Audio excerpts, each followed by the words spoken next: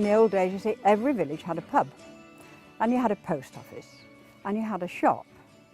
And then everything started disintegrating, and the communities lost that sense of community. Our community was one of those rural communities that were going to die because young people were having to move away. There was nowhere for them to live that they could afford anymore. There was no work. If you look around and you look through just a local paper, and just you only need to look at a few prices to see how much property is around here.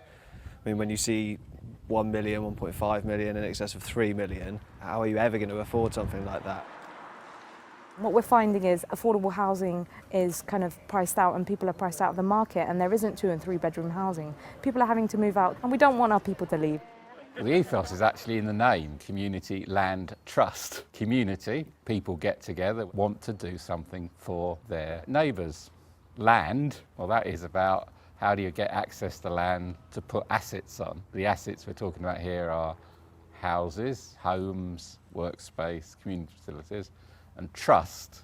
That's the most important word. Trust is about that you are doing this not to make a profit, but to create an asset which can be held in the community, or the value of that asset in perpetuity. CLT is unique because it's community-based. Community is the first word, and in my opinion it's the most important word, because if you're not based in the community you don't have the legitimacy. Every community land trust is unique because it uniquely shapes itself to the specific needs of its local area and its local community. The community land trust approach fits any sort of circumstance, so it will work equally well in an urban area as in a rural area, and it'll fit for any particular model. It isn't a single model, it can be tailored to suit. The challenge really now is to show that community land trusts can work in urban areas as well, and they can work at scale, and we're already starting to see that happen.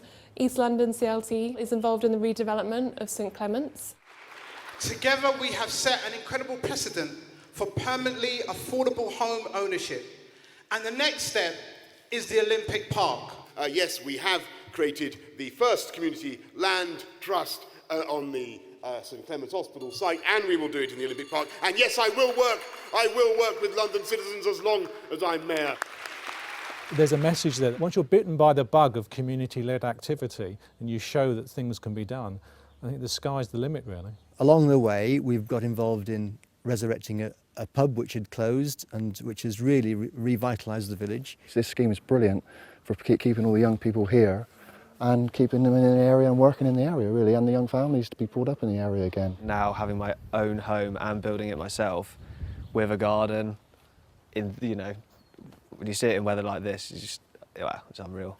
The impact the work of the Trust has had is that I do feel it's galvanised the community. I think it's sent a clear message that if there's things to be done, we can get on with it and we can do it ourselves. It's all moving, growing, and it's done with thought and integrity. And I think that's what is really attractive to me, is not just what's happening here, but how it's happening. It's difficult to put a value on what the worth of that is, but it's enormous. It's about a future for a community. You've only got to think of, we today have a little bit of benefit, but that's immeasurable by the benefit that happens in the decades, in the 20 years and the 30 years hence. Measure that and you realise that the activity you do today has enormous benefits. Communities can make it happen. People pitching in on their local patch. If every village did something similar, what a difference it would make. I think there's a great opportunity for community land trusts in England. I think the localism bill and the big society, although they were terms we were unfamiliar with, I think this is exactly what we've been doing over the last 10 years. So I think it's come to the fore. And I think that what we've done is perfectly replicable, and I think the mood is there.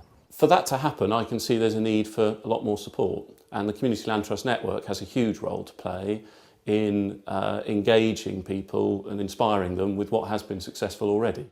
We support community land trusts by providing them with the right resources and tools to be able to take their project through to fruition, but also through the CLT Fund and the Technical Assistance Fund grants, as well as through the peer-to-peer learning programme. We're able to ensure that communities get the support that they need throughout the journey of setting up and running community land trusts, and so that they can then deliver really successful projects and homes on the ground. I would say to any group that's out there looking to start a CLT, get on with it. I think when I look back at what's happened here, I think, you know, we sat there thinking there's a risk involved in this, but we took those risks and I think it's paid off.